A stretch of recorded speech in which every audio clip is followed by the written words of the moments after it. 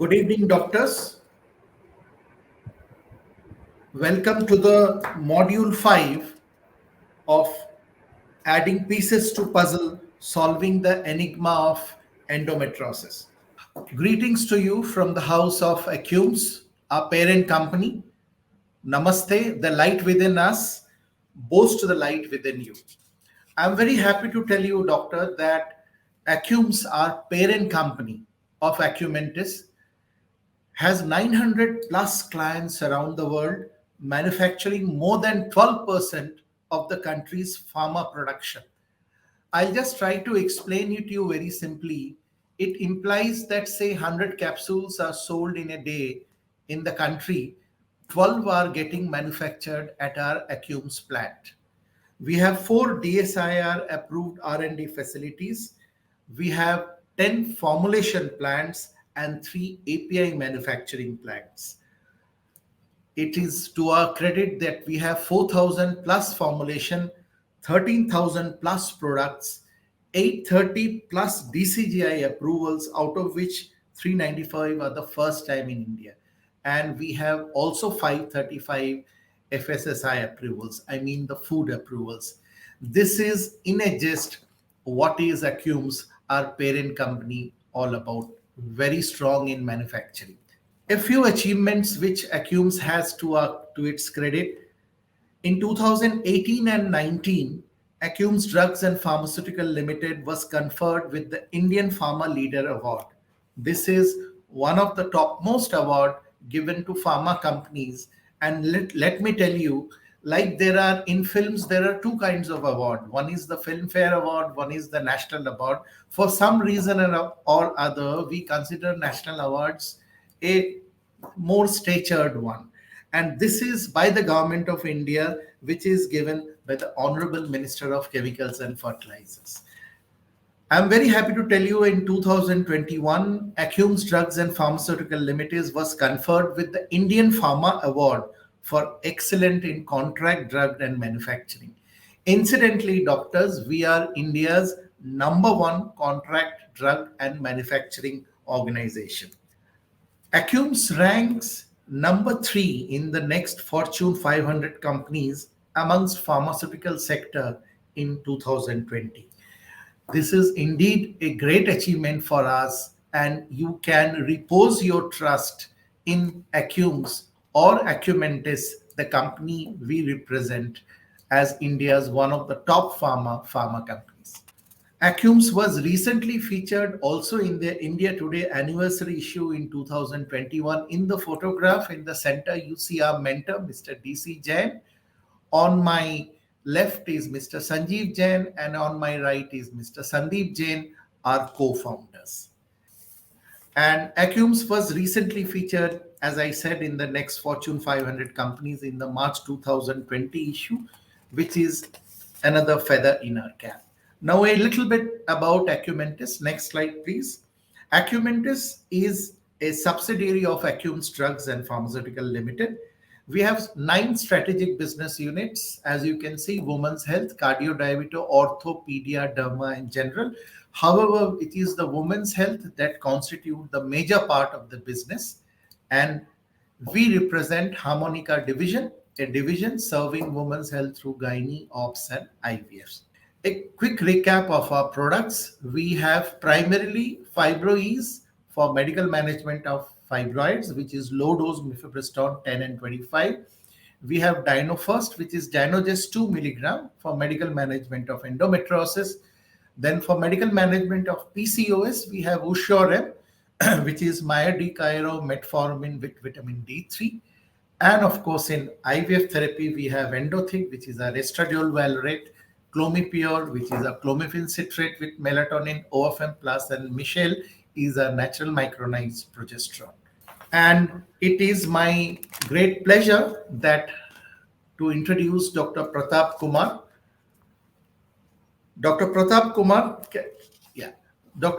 Kumar is the National Vice President of the FOXI for the year 1999, appointed on the editorial committee of several journals. Dr. Pratap is member of Task Force of Human Development and Disease Biology, Medical Department of Biotechnology, New Delhi, member of the Project Review Group on Reproductive and Child Health, Indian Council of Medicinal Research, New Delhi. Dr. Pratap has more than 300 publications and presented more than 900 presentations in national and international congresses, and editor of 10 textbooks and contributed to several chapters. And before I hand over to Dr. Pratap, I must express my thanks for the way we have conducted the module so far, and a great login of 800, 900 doctors are coming in on every module. Thanks, Dr. Pratap, for the wonderful conduct of these modules. Over to you. Thank you very much, Subhajit. Great help by Acumentis and DocMode. I'm very happy that Kasturba Medical College of Manipal, Karnataka State, the Department of Reproductive Medicine and Surgery is presenting these modules. We have done four earlier modules. Module 1 was Challenges in Understanding the Pathophysiology. I was the speaker. Dr. Rishikesh Pai was the chairperson from Mumbai. Module 2 was Deep Infiltrating Endometriosis, Difficulty in Diagnosis and Management by Dr. Alberto Rodriguez from Spain. Chairperson was Dr. Nandita Palshetkar. And Module 3 was Understanding Pain in Endometriosis and Management. A speaker was Dr. Sia Sharan Sharma, consultant UK, and Dr. Narendra Malhotra was the chairperson.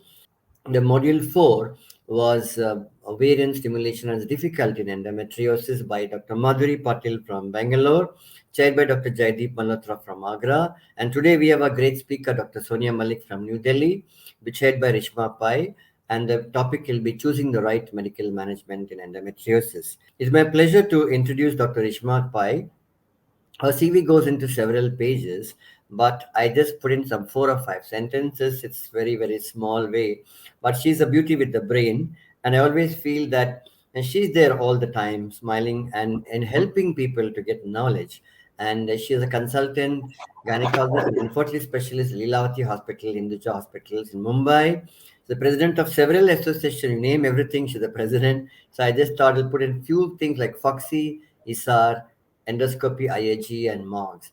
Treasurer of International Federation of Fertility Society, IFFS, awarded the Lifetime Achievement Award by Indian Society of Study of Reproduction and Fertility, and Vidya Bhushan Award by ICOG 2021. There are several awards, but I think I just want to say that she's one of the wonderful people I've met and very pleasing and very knowledgeable. Over to you, Dr. Rishma Pai, to introduce Dr. Sonia Malik. Thank you. Thank you so much, Dr. Pratap Kumar. Such a pleasure to be here this evening, particularly because I know that every academic activity associated with Dr. Pratap Kumar is going to be of the highest quality. And then when the speaker is Dr. Sonia Malik, who is, as I was telling her before we started, is known for the depth of knowledge, particularly in this subject of endometriosis. I think we are definitely looking forward to a wonderful academic session. I must say thank you to Mr. Mukherjee for supporting such fantastic academic events. We know that all of us are really drowning in information, but we are starved of knowledge. And that is what we all want to gather, because you Google anything, you'll get tons of information, but you're not curated, and that is what we look forward to today. Because a subject as difficult as endometriosis, we all know how a woman suffer from endless pain, multiple surgeries, recurrence, and endometriosis is an unfortunate companion for life for these women. And so it's not a one-time therapy, it's a lifetime of support that we have to give these women.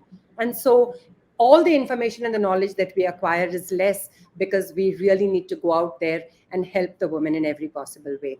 So we look forward to this session, and I just want to say, never stop learning, because knowledge apparently doubles every 14 months. This is said by Anthony Angelo, and I really believe that we have to constantly update ourselves. So thank you so much for including me in this academic event, and looking forward to Dr. Sonia Malik sharing the knowledge with us. We all know her. She's the director and head of department, South End Fertility and IVF Center in New Delhi. She has been the past president of the Indian Fertility Society, chair, obviously, of the Infertility Committee of FOXY, and has been past president of the Indian Menopause Society. Each of the roles she has fulfilled absolutely fantastically to perfection. She's an associate editor of the Southeast Asia Journal of Global Health, member of the editorial board of Fertility and Sterility India, which itself is a huge honor, as well as the editorial board of Reproductive Health and Medicine, and many, many other very relevant journals for us. She is a scientific collaborator, Reproductive Research Center, Cleveland Clinic, USA, and of course, very much into tuberculosis. We know that, so a member of the ICMR task force on TB. So, Dr. Sonia, looking forward to your lecture. Thank you. Please go ahead. Thank you very much, Reshma. Thank you so much. First of all, I must extend my thanks to Dr. Pratap Kumar for having me here in this very innovative program, in this great collection of lectures on endometriosis. And as Reshma said, it is a very, very difficult and perplexing subject which lives with us all through our career of gynecology. Maybe we start with the adolescents and end up with the menopausal women, treat them all along their life with, when they are suffering from endometriosis. I would also like to thank the pharma company Acumentis and Mr. Mukherjee for having supported this great webinar, great series of webinars, and as Reshma said, to help us learn a little bit more. Thank you very much, all of you. And without wasting much time, I would now start with the topic that has been given to me, and I would. So it has been, the topic that he has given to me is choosing the right medical management in endometriosis. Very interesting, and pharmacotherapy has always intrigued us because, just as we have painkillers, we have different types of painkillers. So what is the type of painkiller that we are going to use for endometriosis? Let us start with this. The aim today would be to describe the use of pharmacotherapy, of what is already known and is evidence-based and recommended, and to present some of the emerging therapies that need more evidence to become recommendations.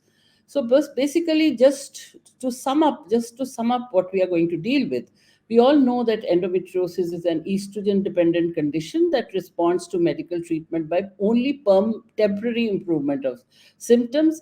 And of course, it can present with a variety of symptoms which are basically pain: dysmenorrhea, dyspareunia, chronic pelvic pain, dysuria, dysgeusia, and infertility. So the three major cardinal symptoms, or I would say, what endometriosis really represents is either pain or infertility, or both of them may be present in a patient.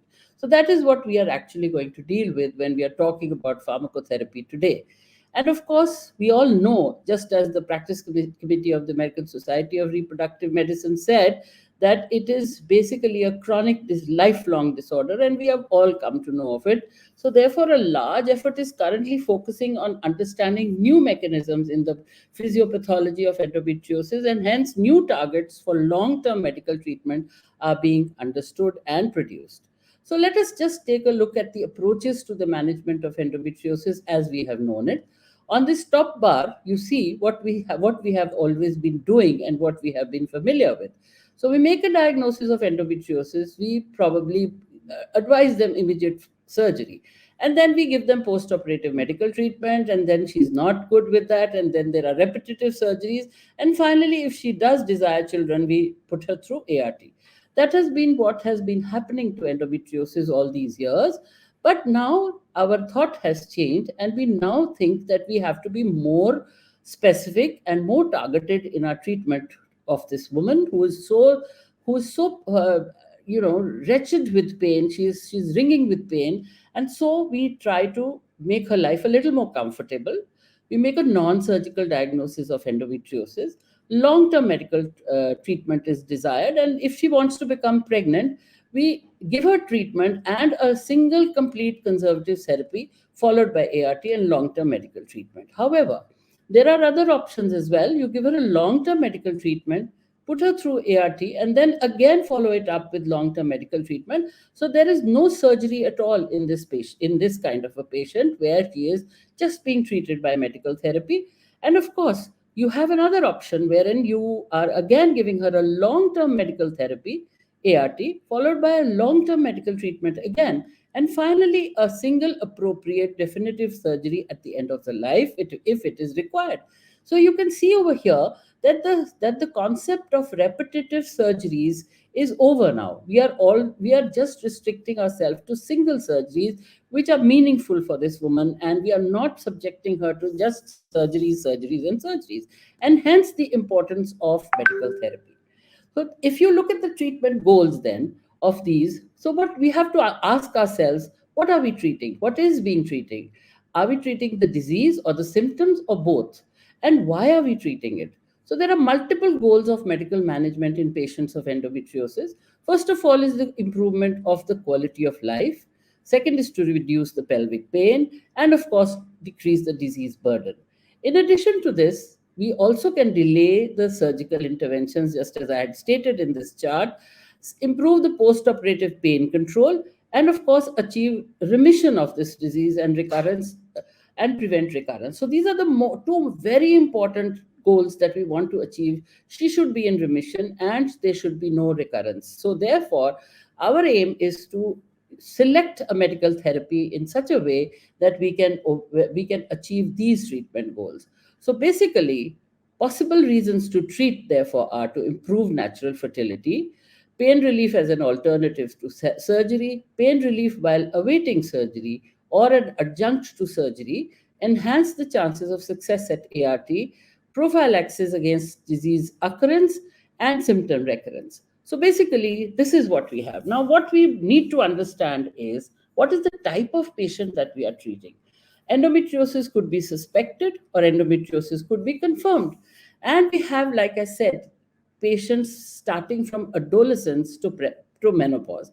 So in adolescence, patient may not be known to have endometriosis, suspected because she has severe dysmenorrhea, or she may be first time coming to you or under treatment and not responding. So these are the kind of adolescents that would come to your clinic or come to your practice to ask for some kind of a help.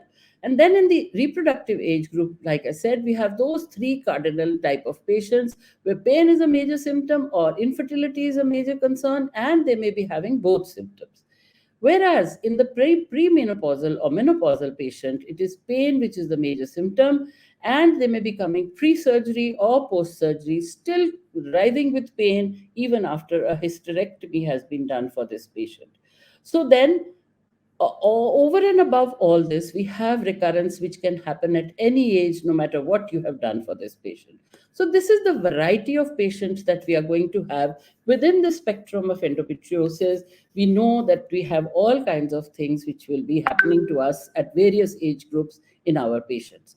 And most of all, most importantly, we cannot forget these three presentations of endometriosis. We have the peritoneal variety, the superficial implants, we have the endometriomas, and we have the rectovaginal nodules or the DIE.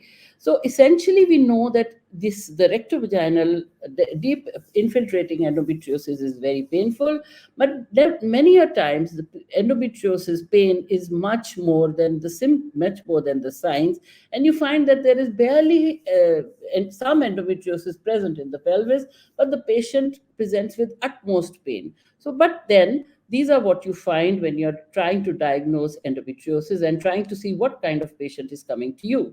And of course, we all are very familiar with this classification, the ASRM classification, wherein we classify our patients into 4 stages or 4 groups. So stage 1, 2, and 3, and 4. And the fourth one is the most severe one. We all know this. And we try to place our patients in these groups.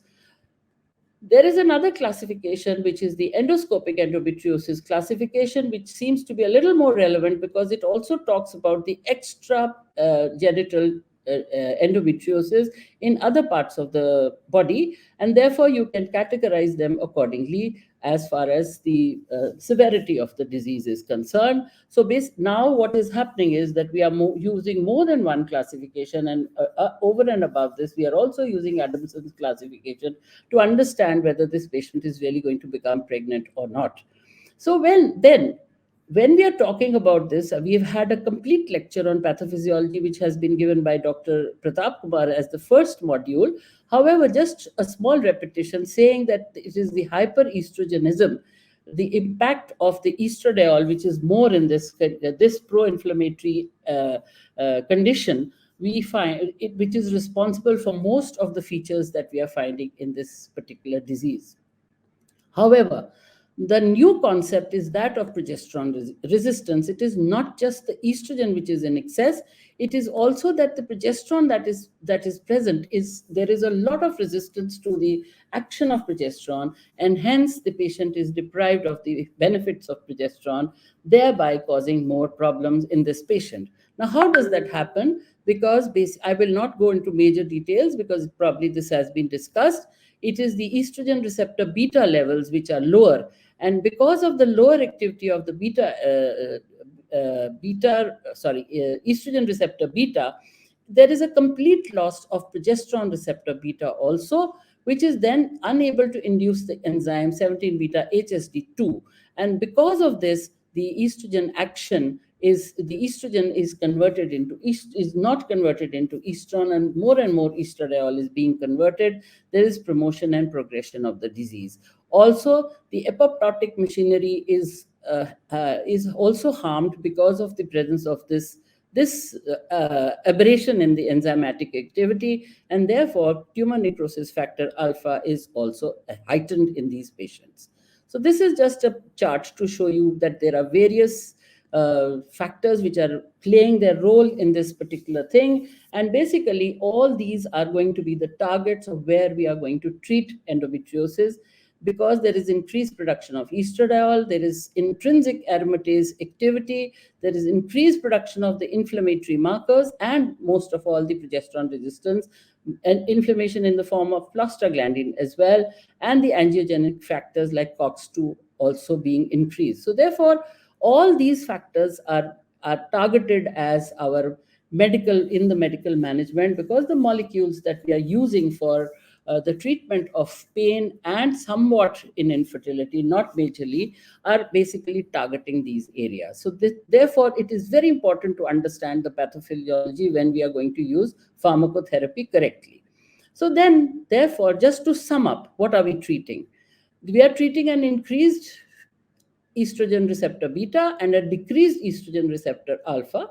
We are treating increased aromatase activity, decreased 17 beta HSD activity, a positive feedback of COX-2 and aromatase, that means an increase in estrogen plus PGE2.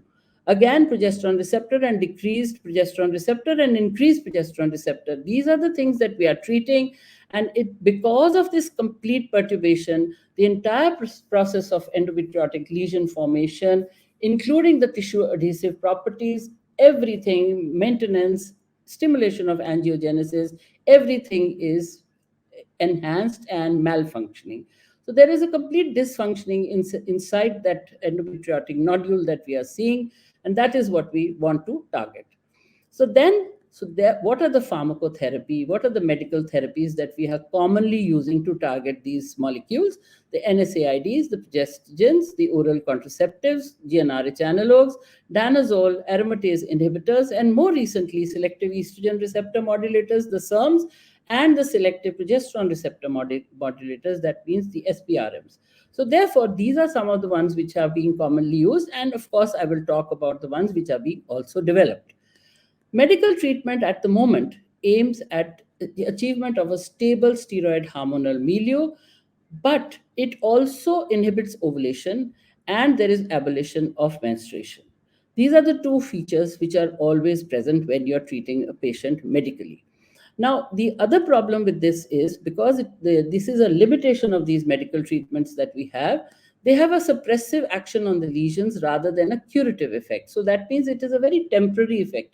As soon as you withdraw the medication, the disease comes back again, and hence the recurrence rate is high after discontinuation of these treatments. The treatments also have a contraceptive action, so which is a major limitation in women who want pregnancy and have endometriosis. So these are the two negative points of the currently available medical management products that we have in our armamentarium to treat endometriosis.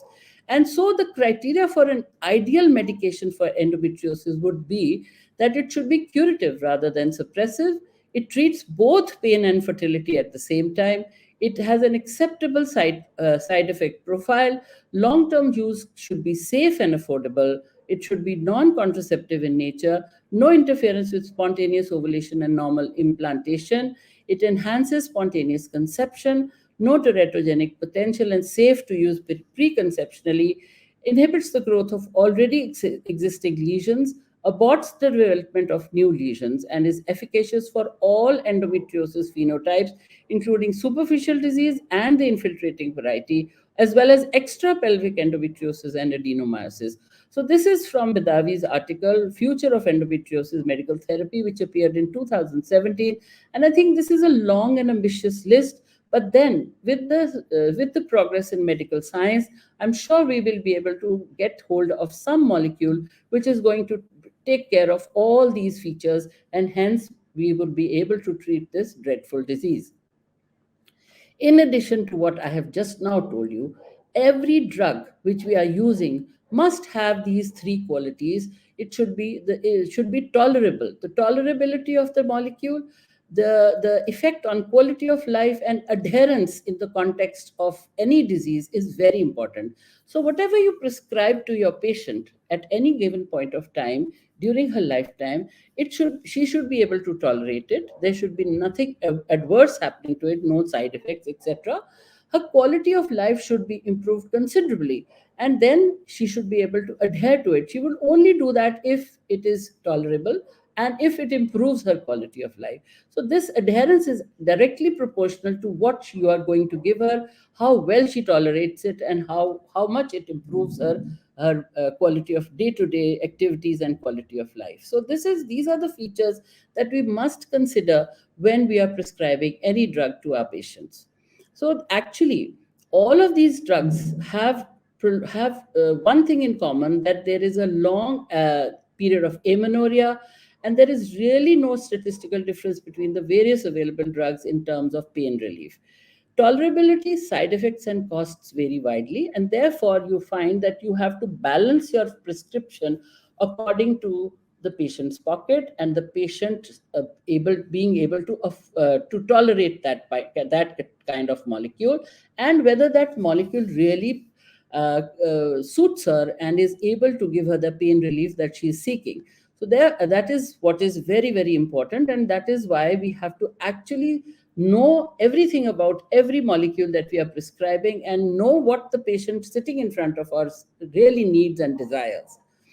So here are some of the conventional therapies. I have already mentioned them to you, and these are the published studies. This is a very busy chart, but of course it is very, very important because it tells you about what we are prescribing all the time, and I'm sure you can take it from this article by Schwartz et al. In 2020. So, but let me just come to what has been recommended by most of our guidelines. So these are some of the guidelines, and this very interesting paper was published in 2021 by this Greek group, where they have actually talked about all these 8 society guidelines on endometriosis.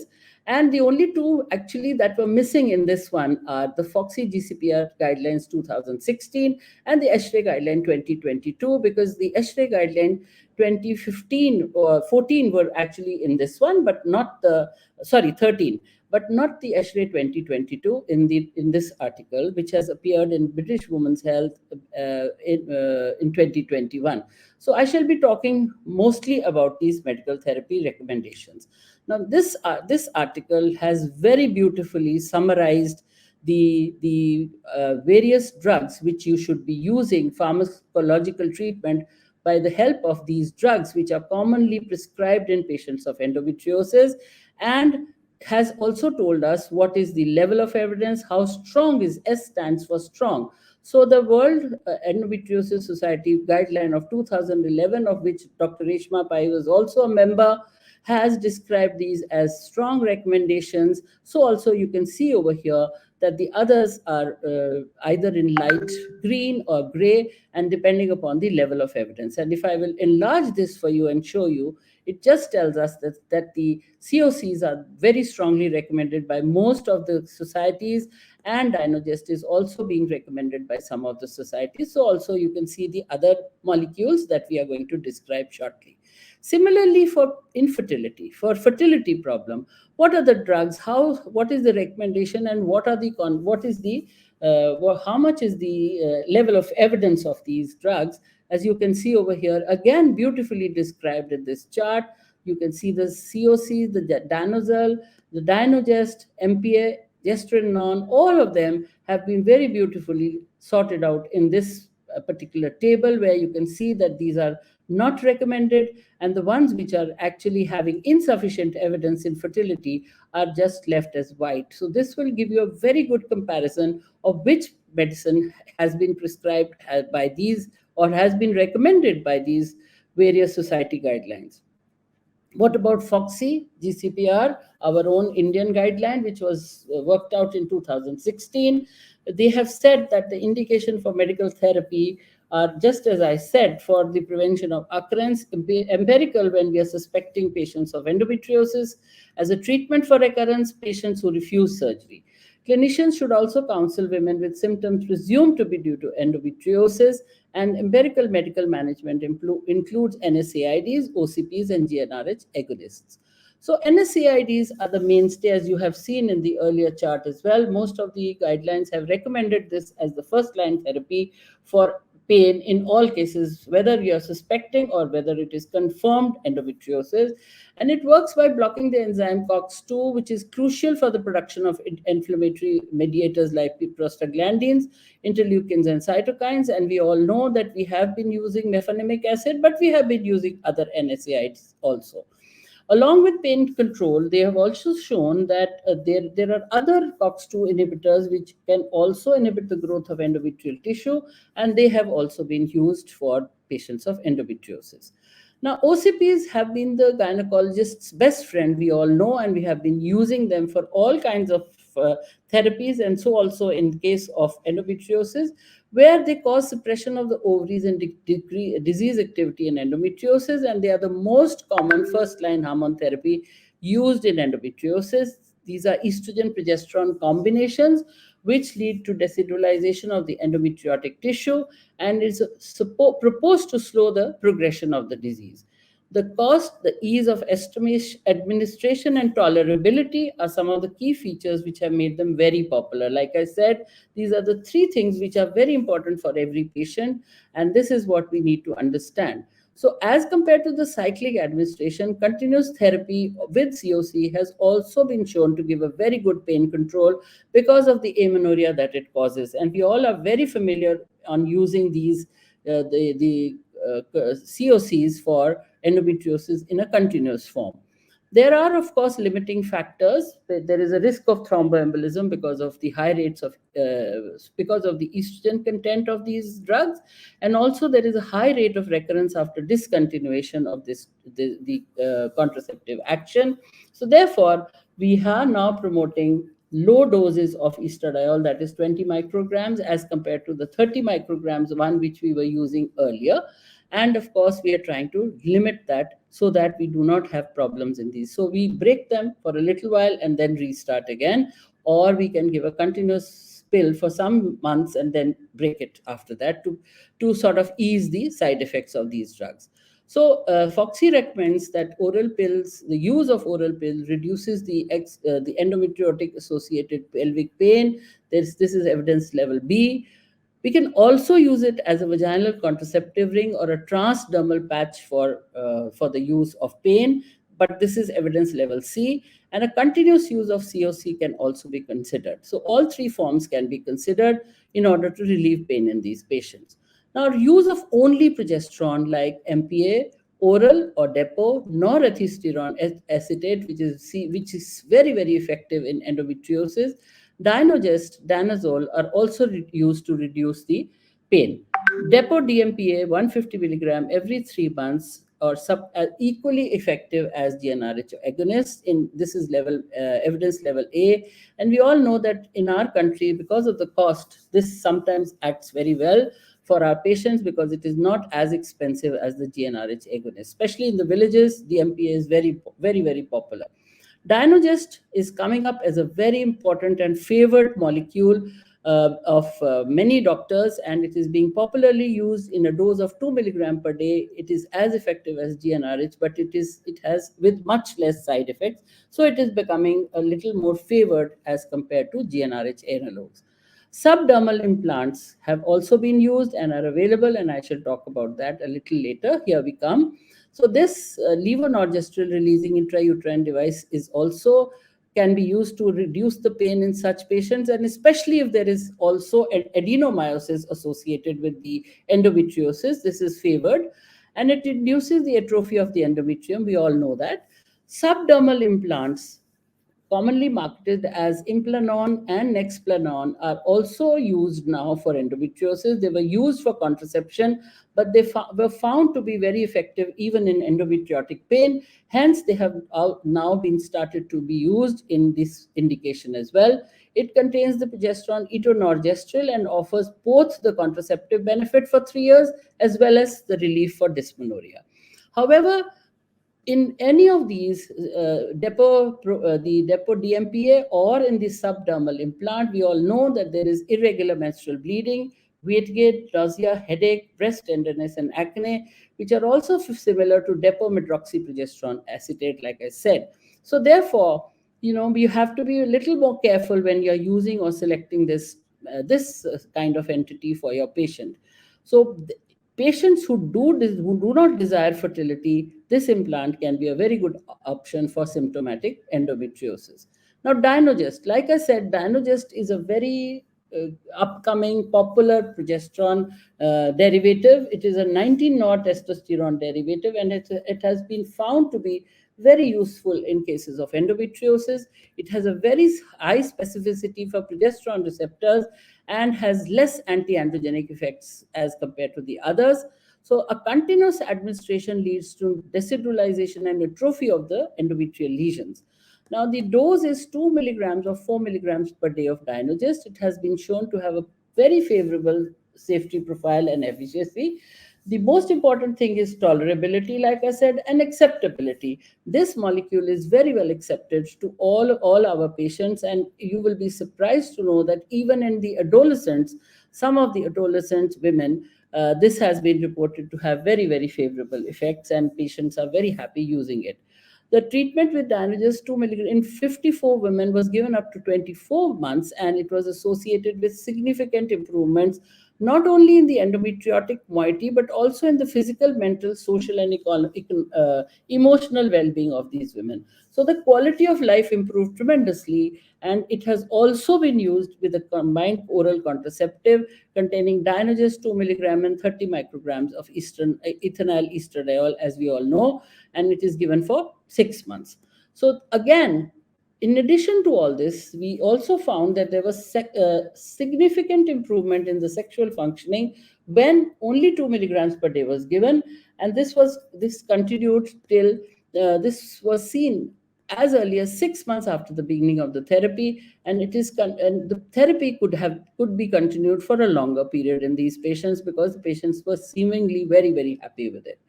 Interestingly, the administration of Dynogest has been done for more than 5 years now, and it is effective in preventing recurrence of the disease and symptoms following surgery, reducing the endometriotic associated pain. However, some patients do complain of irregular bleeding, which does improve with time, but sometimes it can be a little more persistent, and that could be because of the atrophic endometrium that it causes.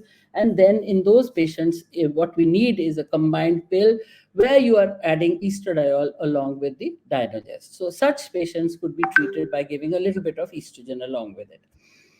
How about danazole?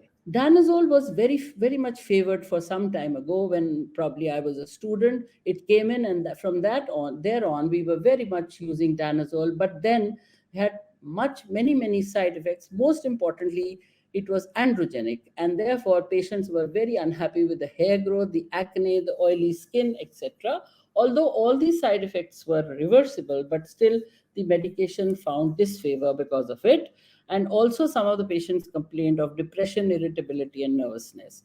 The dosage was between 400 to 800 milligrams per day in divided doses. But what is interesting has happened is that now vaginally danazole can be used as an option, and it is recommended in patients of the disease, the infiltrating variety of endometriosis.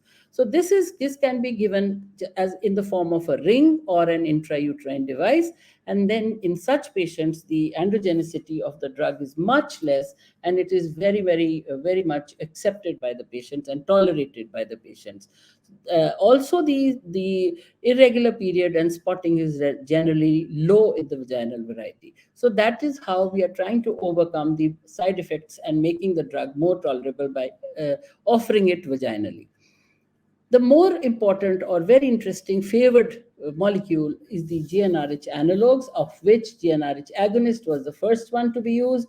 This is the mainstay for infertility treatment, but is also effective therapy for pain in these patients. And it is the commonly used ones which we are using in our day-to-day practice are either leuprolide or glycerolide.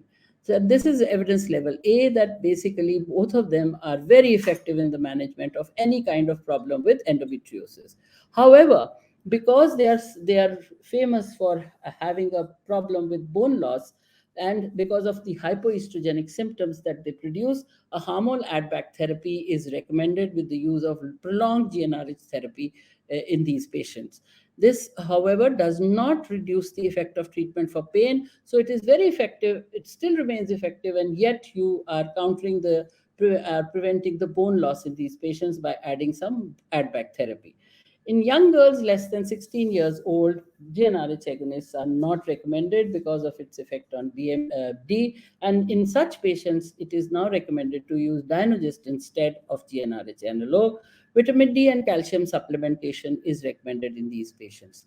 A very popular drug in India now is aromatase inhibitor. We had lost it for a couple of years, but it is back now.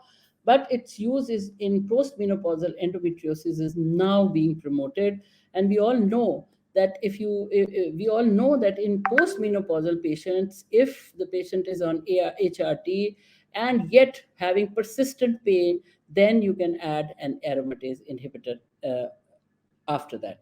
Also, after a laparoscopy or even after the patient has had a TAH with BSO and yet she is having recurrent pain, she can still be given aromatase inhibitor in order to stop her painful symptoms. So another very important combination that has been used is the use of letrozole 2.5 milligram plus norethisterone 2.5 milligram for 6 months. This decreases the dysmenorrhea, dyspareunia, and the patients are really satisfied at the end of the therapy. Patients, however, find a return in symptoms 6 months after the stoppage of therapy, and it is also very effective in the menopausal patients. So therefore, in these patients, you can use these very successfully. And these are some of the aromatase inhibitors, letrozole and anastrozole, that have been used. How about adolescent endometriosis? Again, endometriosis may be suspected, it may not be found, it may be negative or it may be positive on ultrasound. And in those cases, you first of all, you give an NSAID, these are the first line therapies, and the hormones along with that. And if it is effective, continue this for 6 to 12 months. If it is not effective, then you can do an MRI, and then you do a laparoscopy and see what is happening inside. Similarly, if the ultrasound is positive and you find that it is a small endometrioma, or you find some amount of endometriosis, you give the medication, NSAIDs and hormones, no effect, again do an MRI and go on to do a laparoscopy. If it is effective, control it for 6 months with the same thing that you have been doing.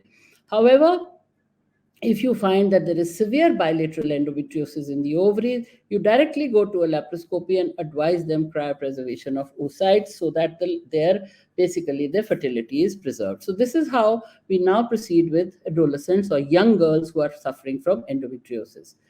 What are the emerging medications for managing pain? Now, we all knew that these are some of the markers, but what has also happened is we know that because of this intense pain, somewhere the brain is also involved. And we find that this central sensitization actually makes the patient very sensitive to the painful stimuli. and there are changes in the descending pathways over there which exaggerate the pain to a lot of extent, and hence future treatment is actually targeting the hypothalamus, the kisspeptin neuron, and the GnRH neuron. So therefore you will find in the coming years new therapies which are targeting the brain now in order to decrease the pain in these patients. And of course, this chart very well shows you that these are some of the targets of present targets of pain that we have with us, and I have already mentioned these to you.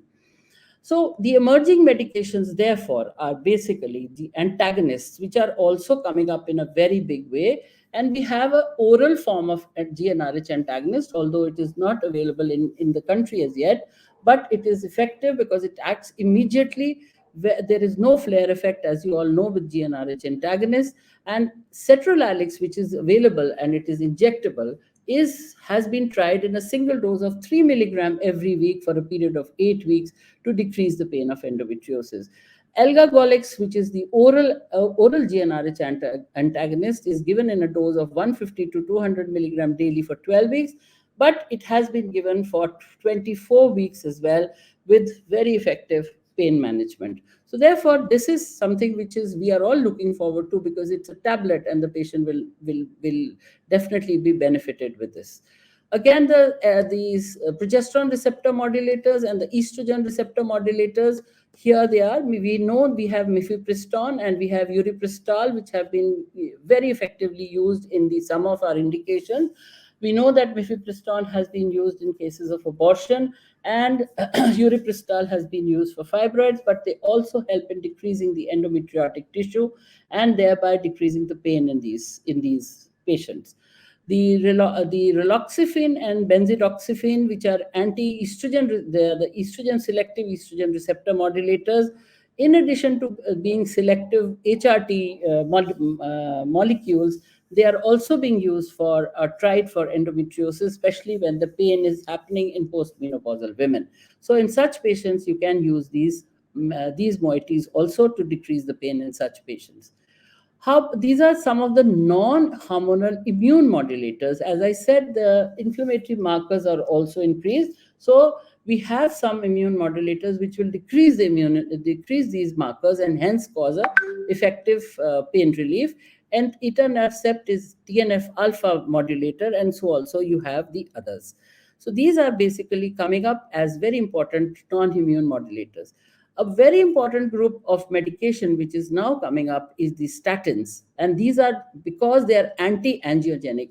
We know that there is a network of capillaries which surround the endometriotic lesions, and angiogenesis is a crucial event in the growth and survival of these lesions. Therefore, these factors which are actually affecting the VEGF and other angiogenic factors, if we give these medications, it is said to decrease the bulk or the amount of endometriotic lesion over there, and thereby regress the pain as well as the disease. So we also have two studies on cabergoline, which is also, it is a dopamine receptor agonist, as we all know. Again, the mode of action is the same, angiogenesis. By acting on the VGF2, it is actually bringing about these changes. So it can be given for a period of 18 to 20 weeks. Also followed, this was a research which was carried out in a human at only 9 women, and this was carried on for 18 to 20 weeks, followed by a laparoscopy, and they found there was a significant decrease in the size. Now, ASHRAE, therefore, has given guidelines. This is the latest 2022 guideline of ASHRAE, where we have found that there are 3 options given: NSAIDs, analgesics, hormone treatment, and surgery. So take the patient's individual preference, side effect, individual efficacy, costs, and availability into consideration, and you can offer them these options, as I have already stated. Now, for pain, we have said that they have suggested GnRH agonists, progestogens, combined contraceptives, all of them to reduce the pain. And this is a very strong recommendation. It also says that it should always be a shared decision, and that is a good practice point, where you must take the individual into consideration and try to assess what is required of them. If you have, then there is another one which has come out, another flowchart in Nature Reviews, Again, saying the same thing. If they desire conception, if it is immediately, take them on to fertility treatment. If not immediate, then the first line treatment is COCs and progestogens, and second line is GnRH agonist. If it doesn't get better with that, then you go on to conservative surgery, prevent its recurrence, and if the symptom persistence is also there. Now, if the patient does not want fertility at all, again, first line is the same. If the symptoms persist, go on to surgery, which could be conservative or definitive, as we stated in the first slide. If we have infertility with suspected endometriosis and the patient is of advanced reproductive age, then you go on for treating the pain and the large endometrioma. If that is so, laparoscopy and finally ART. If it is not, then again, first of all, go on to ART. Now, if the patient is not of advanced reproductive age, you measure the ovarian reserve, assess the patient for fertility factors, and then if all is normal, she can be allowed expectant management, laparoscopy, and expected management of the molecule as well as IUI. If not pregnant, then take her over to ART. Now, what happens if the patient has, this is the chart from Donna's, and now this is a surgical group which is trying to promote what we should be doing. So I thought I should put it up. If you have peritoneal endometriosis, the first line is OCP, and they have also prescribed NETA also along with that NETA, which means that you're giving some kind of a progesterone or you give Dynogest. And then if it is inefficient, you go on to GnRH antagonist with add-back therapy. If that is also not insufficient, then you go on to surgery. If there is an ovarian endometrioma, on the other hand, if it is less than 3 centimeters, then you go on to what we were doing for peritoneal endometriosis.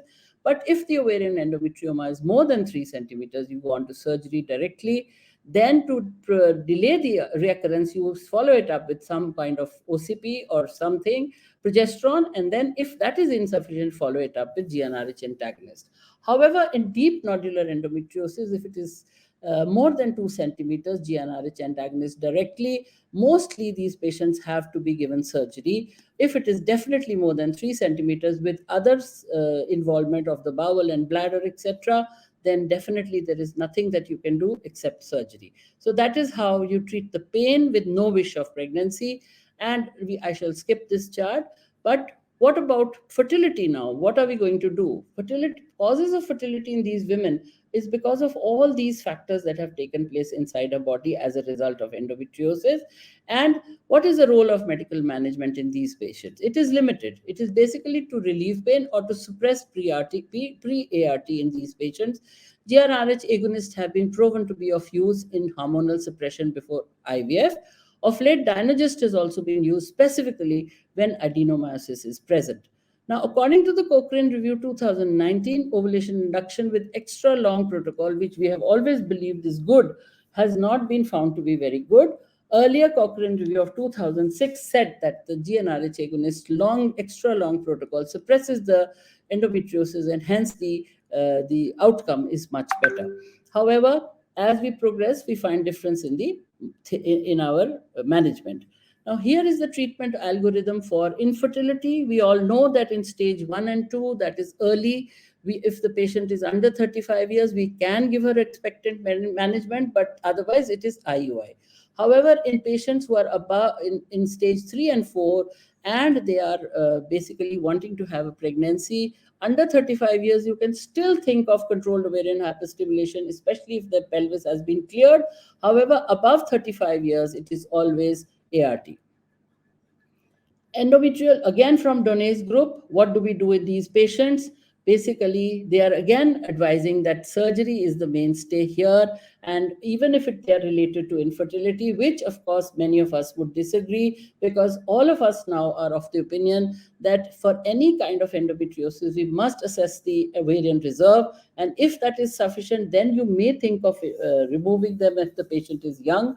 However, if the patient is of an older age group, the first thing to do is to take out the eggs, make the embryos, and then think of doing anything to the patient. So here is this chart which tells you that if the patient is not very old, has high fertility, then you can probably think of all this. You can allow her for ovarian stimulation and cryopreservation of the oocytes. But if she is of advanced age, attempt immediate IVF and don't waste time in doing anything, any surgical intervention or any clearance.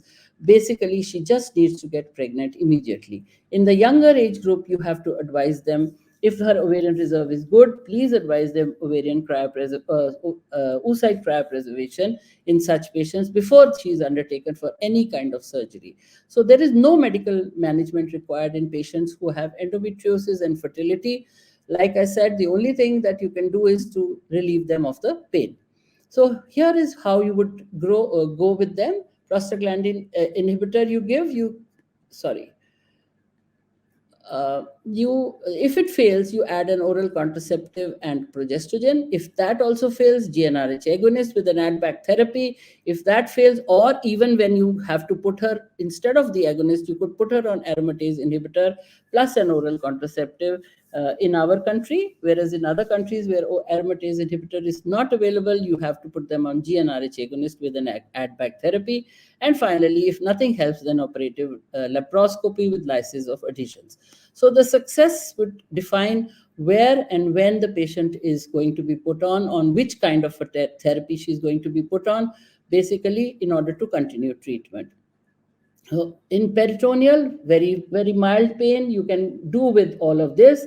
Whereas in cases of the infiltrating variety, you do have to give a very strong painkiller so that the patient is relieved of the pain. So coming back to the same thing, never forget that we have to decrease the number of surgeries that we have to do, and we have to consider long-term medical treatment. However we may be able to help the patient, try to keep her as much as possible pain-free. So many molecules have been used since long, and we are actually trying to discover new ones. Selection of the right drug at the right time is essential to help in the resolution of the symptoms effectively. And given the chronic nature of the disease, medical treatments for endometrium needs to balance clinical efficacy and symptom relief with an acceptable long-term safety profile. This is very, very important.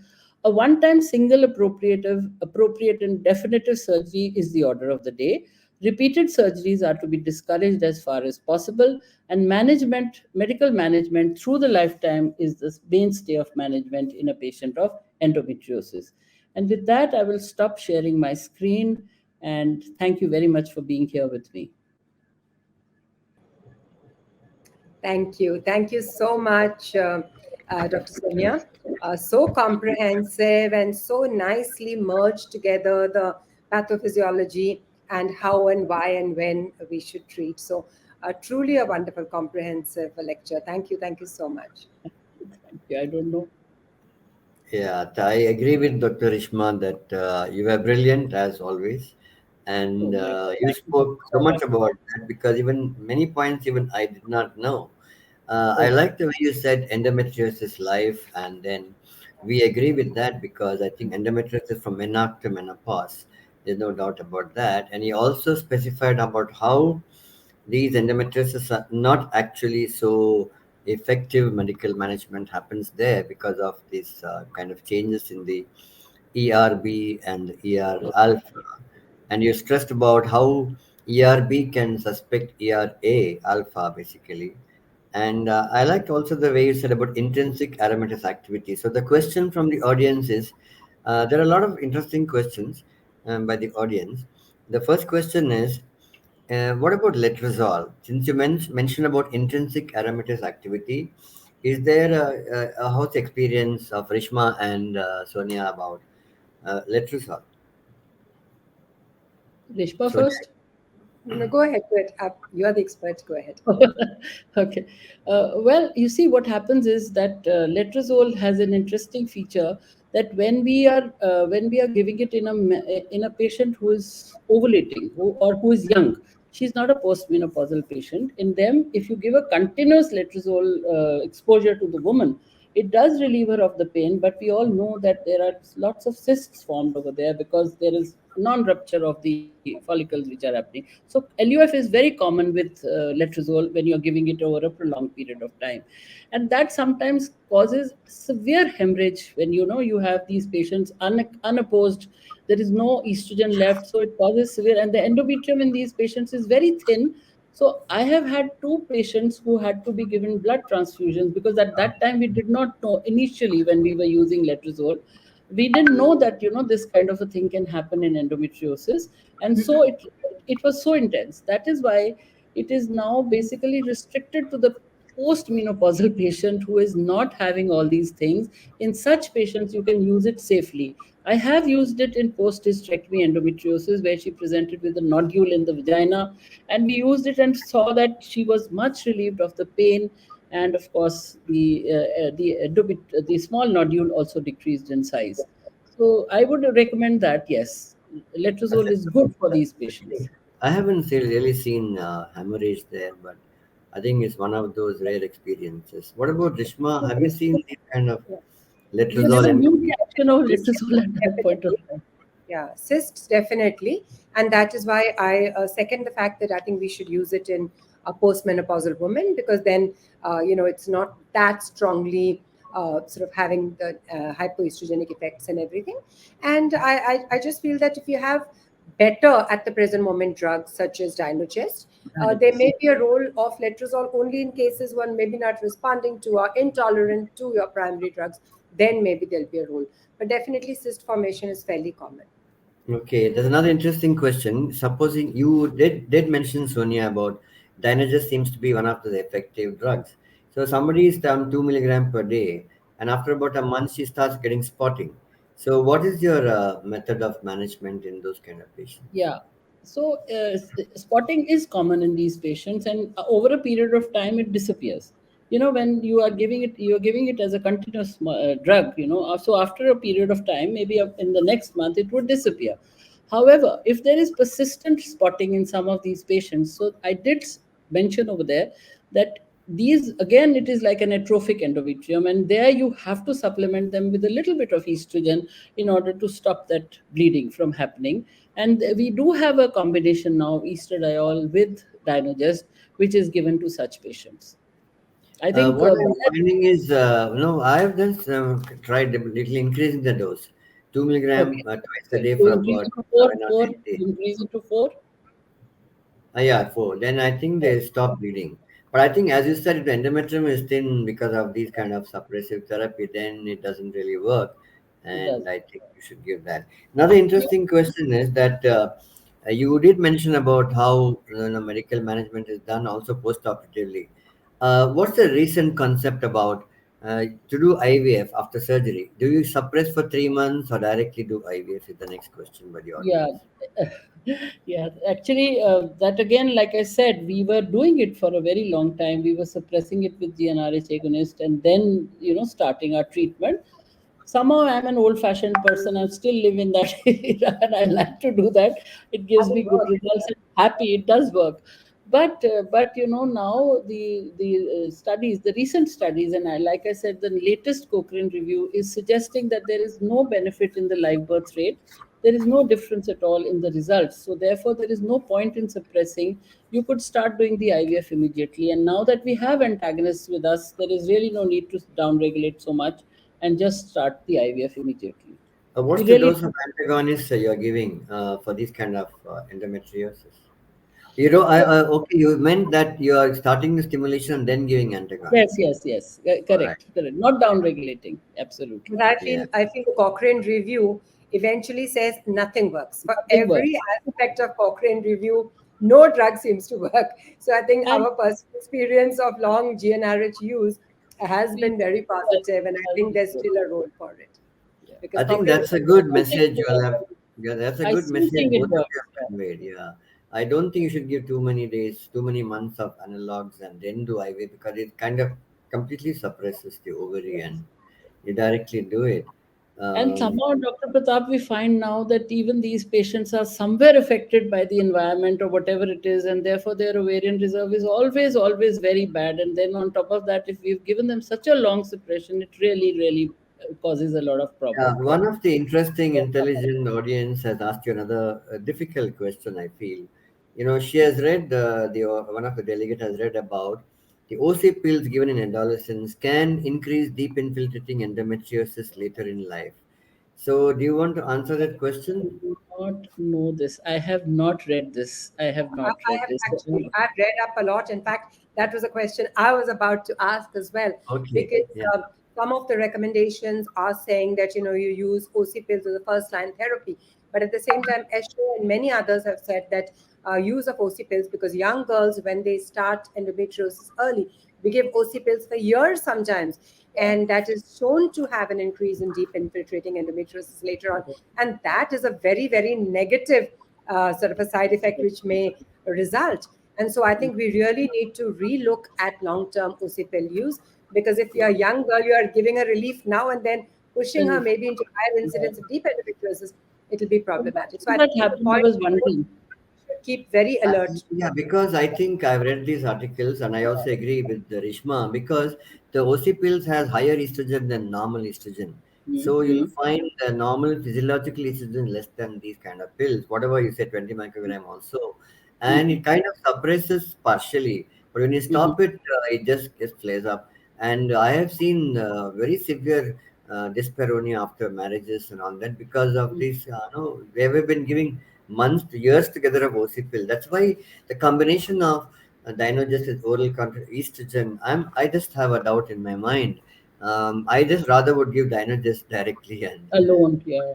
yeah, that's another anyway. It's interesting But controversy. actually, there was a very large Scandinavian study which suggested that, you have to keep the estrogen at 20 picograms per ml, which is basically lower than what we have. We have 30 at, in the beginning of the follicular phase. But they suggested that in endometriosis, if you keep it at 30, then the endometriosis doesn't recur and the patient remains somewhat pain free. So that's why I was wondering, here we are giving 20 and yet you are saying that it comes back. Well, yes, whatever is there, we have to agree to that because that is evidence. And maybe, as time passes, we'll get to know more of this. But surely it's a point to think about. I Yeah, had that's a interesting. question also a little bit about combination therapy. You know, Hmm. so how often should we use? Because this disease is ongoing for years and years and years. So how Yes. often or how long should we do combination? For example, diet along with cabergoline, for example, different Mhm. mechanisms of action. So something which Mhm. suppresses the estrogen, something which actually works angiogenic, Antigen. anti-angiogenic, something which works immunomodulatory. So maybe a combination of drugs. It may have more side effects, but may be Yes. effective in actually curing the disease, not just Yeah. symptom suppression, but cure of actually Absolutely. resolution Absolutely. of the disease. Absolutely. Absolutely. I think we'll actually end up doing something like that only, because Right now, we're basically not we'll doing have much to adapt combination, from but different, yeah. I Yes. feel we Yeah, should look at combinations maybe. Combinations. True. there's one interesting question from Dr. Savitri from Madurai. She asking you about scar endometriosis and medical management. Uh, I think we'll have to basically it is you have to use a suppressive therapy, and then of course surgery. Surgery is the answer, no, isn't it? We'll have to do surgery eventually because suppression means that it is going to be suppressed only temporarily and it will come back again. We have to eradicate it, and then the only way to do it is to remove it. Surgical excision. That's what I Very, think. I had some good result. I had given for a lady with 3 cesarean section and scar endometriosis, and she did. It was quite effective, but I think, as you said, ultimately it depends on the person's response. Uh, The They respond very well to GnRH analogs, they but then do. how long do Very you give it? Right, temporary. that's It's the very point. temporary. Yeah, that's what. So eventually, you have to excise that because it keeps coming Yeah. back otherwise. And very distressing to have scar Yeah. endometriosis. Very painful. Yeah, a very interesting session, and I think future of all those. I really I didn't know myself about these kind of statins, and I heard about it. I never tried that, and you See, also did I've never mention tried about. statins. Did you try? Okay, No, never tried statins. But no, I I've mean, never tried that. yeah, yeah, And Reloxifene, etc. You mentioned. I think that's very yes, interesting. yes. And Sonia, you did a wonderful uh, job, I should say, by giving all this wonderful Thank you so information. much. And Thank you. I yeah, hope I've lived up to your expectation. I hope oh, of so. course, much higher than that. And I think we should conclude the session because the time is almost Time getting with it. over. And Rishma, so wonderful to have you, and thank you so much for moderating this session and sharing the session. And Thank you. Sonia, wonderful as always. And Thank you so I much. would conclude by thanking all of you, including Ocumentis Harmonica Subhajit and his team, Dot Mode, and the team of them. And then thanks for watching. So we'll see you again next time. Next time. Thank Thank you you. so much. Thank you, Bye. Dr. Thank you, Acumentis. Thank you so much.